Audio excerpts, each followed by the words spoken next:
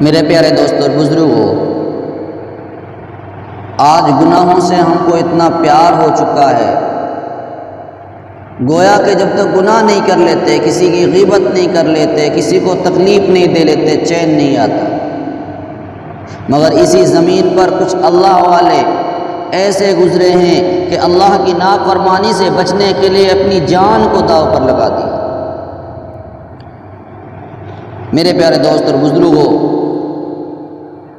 ابو اللیث سمرقندی رحمۃ اللہ علیہ یہ حکایت نقل کرتے ہیں کہ بنی اسرائیل میں ایک عابد تھا، بڑی عبادت کرتا تھا، بڑا عبادت گزار تھا، جسے اللہ تعالیٰ نے ظاہری حسن و جمال بھی بہت دے رکھا تھا، اتنا خوبصورت، اتنا حسین تھا، اور وہ اپنے ہاتھ سے زنبیل بناتا تھا، اسے فروخت کر کے اپنی زندگی گزارتا تھا، اپنی بسر اوقات کرتا تھا۔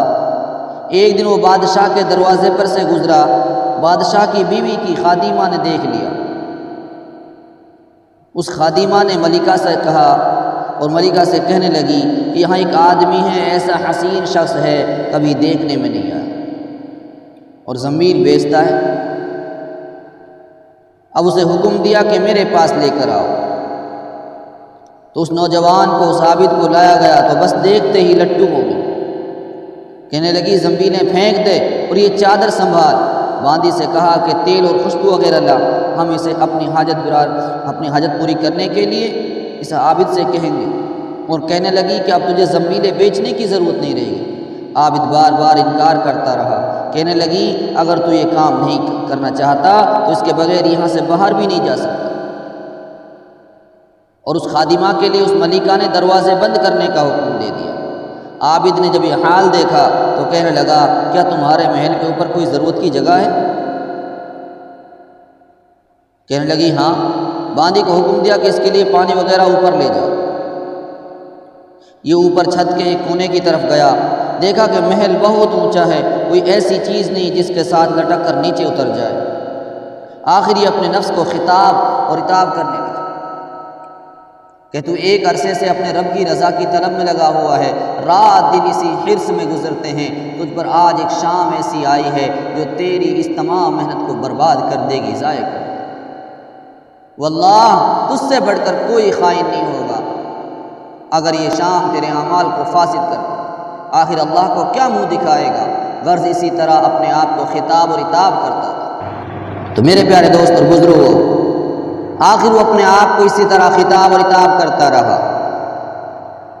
حدیث میں ہے کہ محبوب کریم صلی اللہ علیہ وسلم فرماتے ہیں اس کے بعد اس نے بلندی سے کود جانے کا ارادہ کر لیا، تہیہ کر لیا، تو مالک کائنات نے جبرائیل علیہ السلام کو ندا دی، انہوں نے لبیک کہہ کر جواب دیا۔ ارشاد ہوا جبرائیل میرا بندہ میری معصیت اور ناراضگی سے بچنے کے لیے جان کی بازی لگا رہا ہے، جا اپنے پروں سے اس کو تھام لے اور اسے ذرا بھی تکلیف نہ ہو۔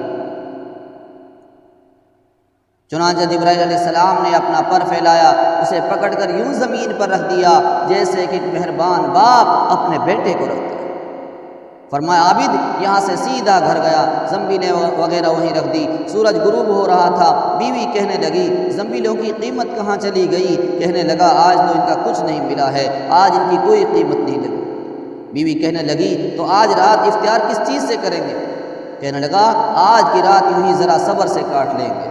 پھر کہنے لگا اٹھ کر آؤ، اٹھ کر تنور میں آگ جلا دیں، ہمسائے ہمارے تنور سے آگ نہ لے سکیں گے تو نہ معلوم کیا کیا خیالات دوڑائیں گے، خواہ مخواہ انہیں پریشان کرنا اچھا نہیں ہوگا۔